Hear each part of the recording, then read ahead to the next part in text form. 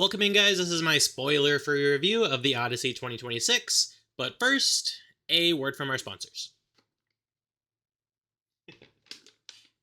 So going into this one, I had low expectations. I didn't know really what to expect. Growing up in school, I'm pretty sure we did not read the Odyssey, or I completely forgot and just don't remember. But if I'm being frank, I really didn't know anything about the story. I did a quick Google search, and basically you have Odysseus making his way home and shit goes down. To say my expectations were met was an understatement. I love this movie. It's one of my favorite movies of the year so far. Something that just transports you into another world and you feel so immersed in that adventure. To give a brief overview, the story was amazing, of course.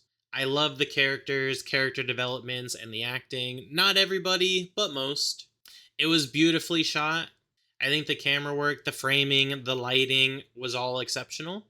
I think Christopher Nolan is one of one. This man has such a vision for all of his movies, and he is able to translate that onto the big screen, and you're able to see and feel, I think, everything that he wants you to. And overall, I just found this movie extremely entertaining the whole time. It kept my attention for all 3 hours. I felt the emotion of the actors and some of the scenes. You had Odysseus's dog scene. You had Adamemnon, just ore farming the whole movie.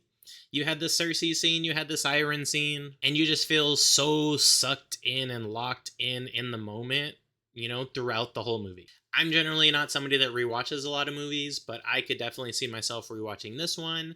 I am excited in 5-10 years to give this one another rewatch and see what I think at that point. But let's go ahead and get into the nitty gritty, and I want to start off with the story. And of course, everybody knows that this is an adaptation of Homer's The Odyssey. Like I said, I never read it in school, so I had no idea what to expect kind of going into it. I have watched The Adventures of Percy Jackson, so I feel like I had a little bit of background after watching that and then after watching The Odyssey. I don't know if they're connected or not. Let me know in the comments, but I felt like there was some overlap. This is a 3-hour movie, but I feel like you don't feel it. The first 30 minutes is a lot of background information, setting the scene, character development, and then you start going through the story of the Odyssey, where you have Odysseus making his way home and he's overcoming these different obstacles and challenges, battling, these different mythical characters, and ultimately leading to such a great climax and ending. A very satisfying ending at that. Matt Damon is my GOAT. I posted a YouTube video ranking all of my favorite Matt Damon movies, so you can check that out. But I think he does another great job, and I think Matt Damon strikes again in this one. The other notable performances that I really loved was Anne Hathaway. I love Anne Hathaway's performance of this. I feel like you really get to feel her emotion. Props to her as well for not doing a whole lot to her face, because her face is able to show that emotion too, and I really enjoyed watching that. I thought Tom Holland and Robert Pattinson did a great job in their supporting roles. Robert Pattinson, of course, you are meant to hate his character, and I think he does a great job at that. Tom Holland's character, Telemachus, I think you are supposed to root for, but the way he's kind of written, he can be a little bit of annoying. I think regardless, Tom Holland did a great job playing that role. With these characters and actors, you ultimately in the movie begin to believe and see these actors as their characters versus saying, oh, that's Robert Pattinson. Oh, that's Tom Holland right there. I think in the movie you start to see, nope, that's Odysseus, that's Telemachus, that's Antinous. Not all the other characters or castings do that. I don't think Zendaya does that. I don't think John Berthal does that. I don't think Ryan Hurst does that. But you had such a beautiful story, you had such beautiful performance, and I think they all gel really well together in their believability throughout the movie. And it's all beautifully shot.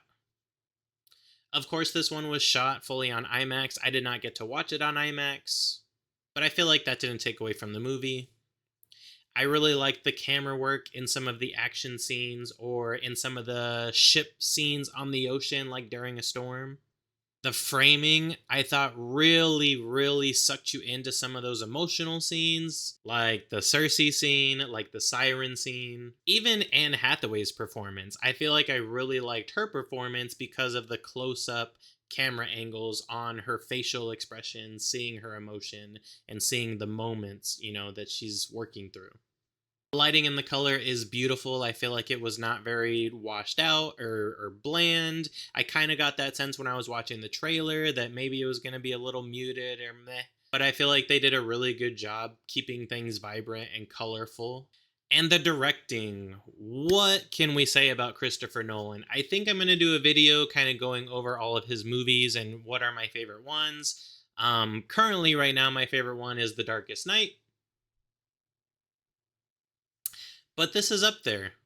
This, I think, is one of my favorite ones that he's done. I'm going to say top 3. I think the tone that he had throughout the whole movie was really interesting because you have this sense of adventure the whole time through the movie, but you have these touches of horror, have such emotional scenes sprinkled in, action and combat.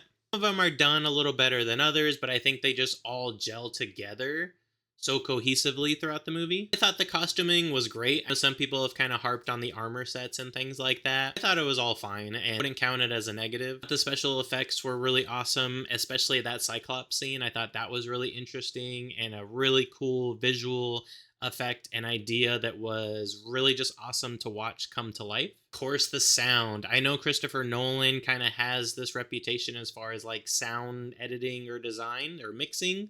I didn't notice too much. I know there was a couple scenes like in the middle of the storm on the ocean where shit is so loud it's so hard to hear them yelling, but I feel like part of that maybe is to be expected.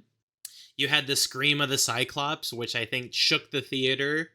You had the siren scene, and that sound and emotion and that scene just really hit home. Overall, I think this movie was just so entertaining. I feel like I did not feel the time whatsoever.